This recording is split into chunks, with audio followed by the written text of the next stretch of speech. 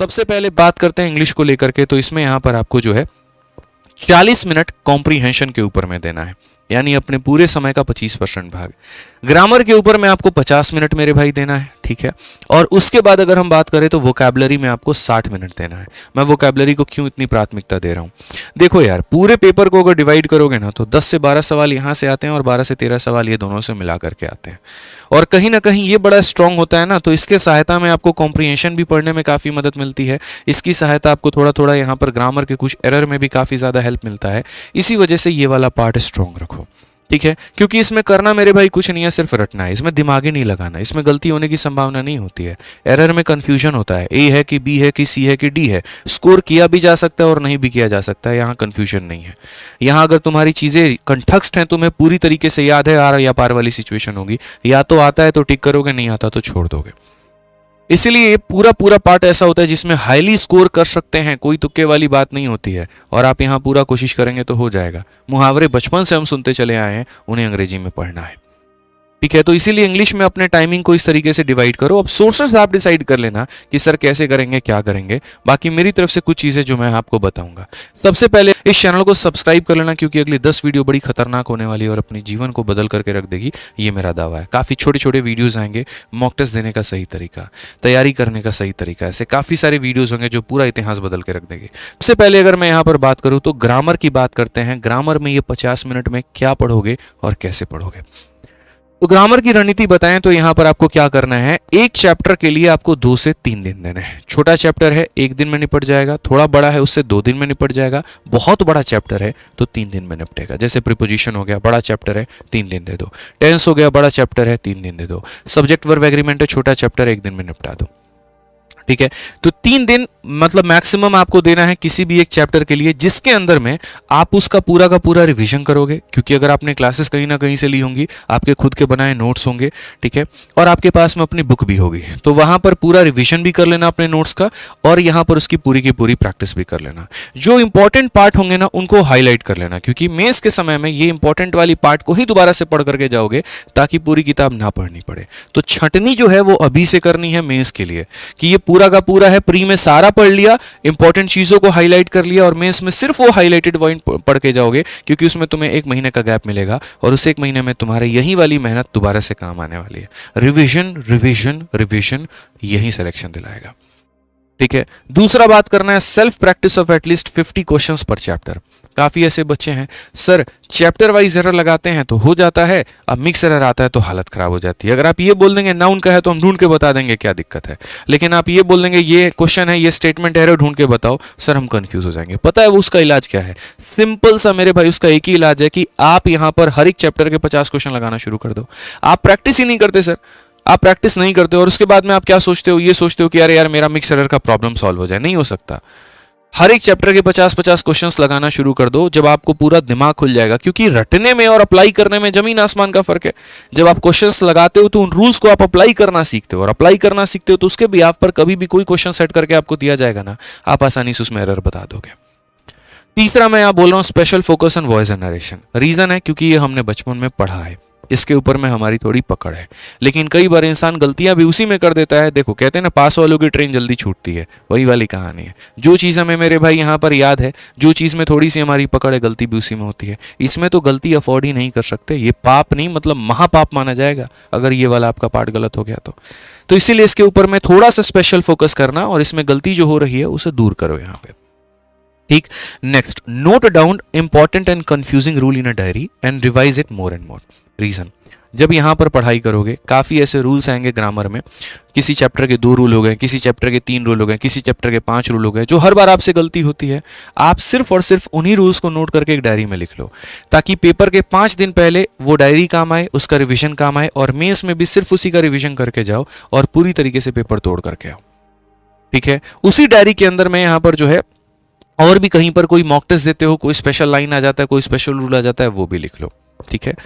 और लास्ट में ग्रामर के लिए मैं क्या बोलूंगा कि mini मॉक्स of error from different platform और बुक्स, ठीक है। ऐसा क्यों कह रहा हूं मैं, अगर आपको कहीं पर भी एरर का मान लो, जैसे एक एप्लीकेशन है एसएससी इंग्लिश क्विज करके, उसके अंदर में आप 500 एरर दिए गए हैं। अगर आपकी इच्छा है तो आप डेली बेसिस पर डिसाइड कर लो कि यार मैं ना 50 एरर लगाऊंगा, अगले 10 दिनों में इसके पूरे के पूरे 500 एरर मैं खत्म कर दूंगा। कोई दूसरा एप्लीकेशन है, मानो वहां पर 20-20 के सेट बना करके दिए गए हैं, आप वहां से प्रैक्टिस कर लो। किसी टीचर का आपने बैच ले रखा है, जैसे प्रशांत सर के बैच में हर एक चैप्टर में वो यहाँ पर आपको एरर का सेट बना करके देते हैं। अगर आपने उनका बैच ले रखा है तो वहां से आप आराम से उनके बैच से कंप्लीट कर लो। लेकिन मेरा ये कहना है कि आप यहाँ पर उसको जब टेस्ट के फॉर्मेट में दोगे, आपको ज़्यादा मेरे भाई यहाँ पर क्लियर होगा। और मिनी मॉक्स में बहुत ज़्यादा टाइम लगता नहीं है, 5 से 10 मिनट के अंदर में सारी चीज़ें कवर हो जाती हैं।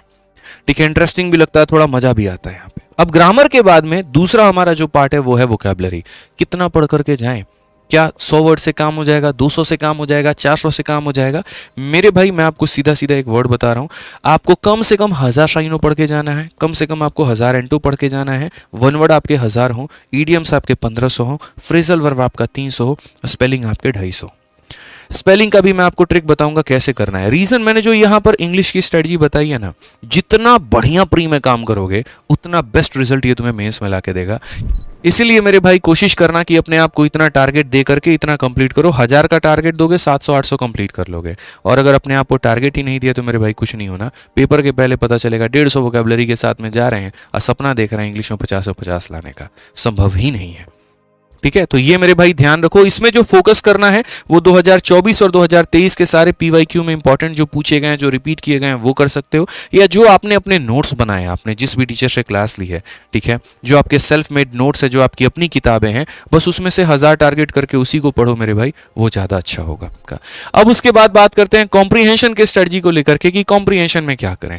देखो यार, मेरे तरफ से अगर पूछोगे कि भैया आप बता दो कि यहाँ पर कॉम्प्रीहेंशन में किस चीज़ की कितनी प्रैक्टिस करके जाएं, तो भाई मैं इतना बोलूंगा, PQRS की कम से कम 200 PQRS प्रैक्टिस करके जाओ। अब बोलोगे बाप रे 200 तो बहुत ज्यादा हो जाता है। अरे एक लाइन का PQRS है यार, जब लय में आप आओगे बनाने तो ज्यादा से ज्यादा एक PQRS के लिए आपके 3 मिनट लगेंगे। 200 PQRS का मतलब मेरे भाई 600 मिनट। 600 मिनट को अगर आप 60 से भाग कर दो 10 घंटे। क्या पूरे 60 दिनों में 10 घंटे भी आप अपने PQRS के लिए नहीं दे सकते हैं? उसी तरीके से क्लोज टेस्ट आपको कम से कम 50 क्लोज टेस्ट की प्रैक्टिस करनी है, कम से कम 50 पैसेज की प्रैक्टिस करनी है। जो किताब मिले, जो प्लेटफॉर्म मिले, आप वहां से प्रैक्टिस कर सकते हैं। हालांकि ये किताब है जिसमें ये तीनों दिया गया है, वो प्रशांत सर का आपका कॉम्प्रीहेंशन क्रांति है। अगर आपके पास में वो है तो वहां से कर लो, और नहीं तो आपके पास में कहीं पर कोई भी मटेरियल है मेरे भाई, आप वहां से कर सकते हो। ठीक है, ध्यान रखो, लेकिन ये करना बहुत जरूरी है। इसमें मैंने एक नोट भी लिखा हुआ है हर जगह पे कि फॉर टिप्स टू क्रैक यहाँ पर। अच्छा, इसमें क्या होता है? इसमें यहाँ पर ये होता है मेरे भाई कि सर PQRS बनाते कैसे हमको तो यही नहीं पता है, क्लोज टेस्ट पढ़ते कैसे हमको ये नहीं पता है, छोटे छोटे चीट्स और हैक्स नहीं पता है। इसके बारे में आपको अपने प्रशांत सर ने यूट्यूब वीडियोस में फ्री लेक्चर में काफ़ी बढ़िया दे रखा है। ठीक है, मतलब प्रशांत सर हैं और इनकी आप फ्री पर यूट्यूब पर जो है काफ़ी इनकी फ्री वीडियोस पड़ी हुई हैं, जिसमें PQRS को कॉम्प्रीहेंड कैसे करें और क्लोज टेस्ट को कैसे करें, ये सारा का सारा पॉइंट इन्होंने बता रखा है। तो इनकी वीडियो से देख करके सहायता ले सकते हो। फ्री वीडियोस हैं, आपको कुछ भी पैसा वैसा कहीं पर कोई नहीं देना है। अब अगर हम नेक्स्ट बात करें तो यहाँ पर क्विक टिप्स के बारे में थोड़ा जान लीजिए। Revision of all the confusing rule of grammar. जितने भी यहाँ पर कंफ्यूजिंग रूल है, याद करो जो मैंने कहा था ना, डायरी में बना करके लिख लो, तो वो डायरी में बना करके लिख लेना और उसमें सारे कंफ्यूजन रूल्स को बार बार हफ्ते के एंड में रिवाइज करते रहना। ठीक है, नेक्स्ट अगर हम बात करें यहाँ पर, तो जो वोकैबुलरी आप पढ़ रहे हो उसमें काफी ऐसे होंगे जो थोड़े से दिक्कत देने वाले होंगे, कुछ इंपॉर्टेंट होंगे, उनको हाईलाइट कर लो और ये टारगेट बना लो कि हफ्ते के एक दिन एंड में बैठ करके मैं उनको वहां पर पढ़ूंगा।